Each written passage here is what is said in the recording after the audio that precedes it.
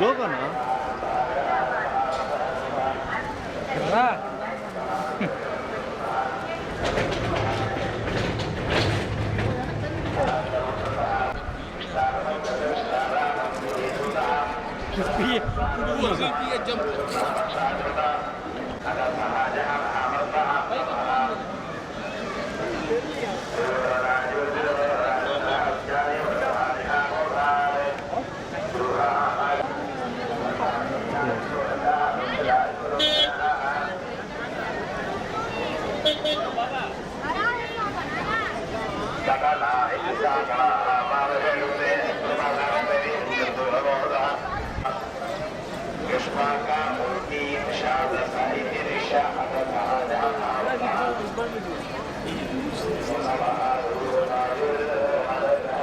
ఈరోజు ఎన్నికల ఫలితాలు వచ్చేలోపు మరి కలియుగ ప్రత్యక్ష దైవం అయినటువంటి శ్రీ వెంకటేశ్వర స్వామి వారిని దర్శనం చేసుకోవడం జరిగింది.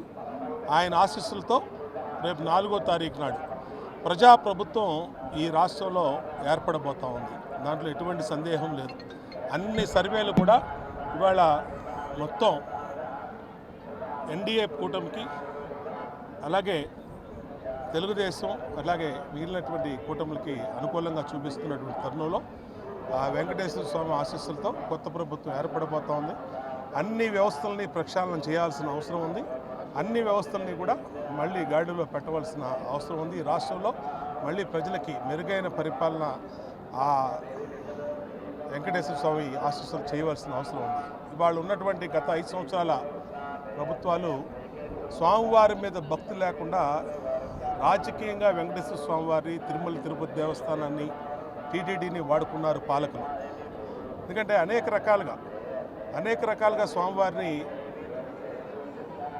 టీటీడీని, స్వామివారి పేరుని రాజకీయంగా వాడుకున్నారు. దాన్ని భక్తితో ఇక్కడ చైర్మన్ కానీ, ముఖ్యమంత్రి కానీ ఏ రోజు కూడా భక్తితో వ్యవహరించాల. అది ఘోర పాపం. అది ఎందుకంటే ఇవాళ అన్ని మతాలు మంచిగా ఉండాలి, అన్ని మతాలు బాగుండాలి. కానీ ఏ మత విశ్వాసాలు ఆ మతానికి ఉంటాయి. అలాంటిది లేకుండా కనీసం 5 సంవత్సరాల్లో ఒక్కసారి కూడా దంపతులతో ముఖ్యమంత్రి స్వామివారికి పట్టు వస్త్రాలు సమర్పించినటువంటి దాఖలాలు లేవు.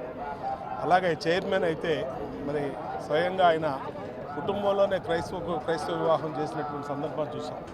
ఎన్నిటిని కూడా స్వామివారు చూస్తారు. రేపొద్దున మంచి ప్రభుత్వం, ప్రజా పరిపాలన, ధర్మాన్ని విశ్వసించే ప్రభుత్వం, ధర్మాన్ని ఆచరించే ప్రభుత్వం రాబోతుంది. అందుకనే స్వామివారిని కోరుకున్నాం. ఇప్పుడు రేపు 4వ తారీఖు ఫలితాలు అన్ని రకాలుగా మీ ఆశీస్సులు ఉండాలని స్వామివారిని కోరుకుంటున్నాం.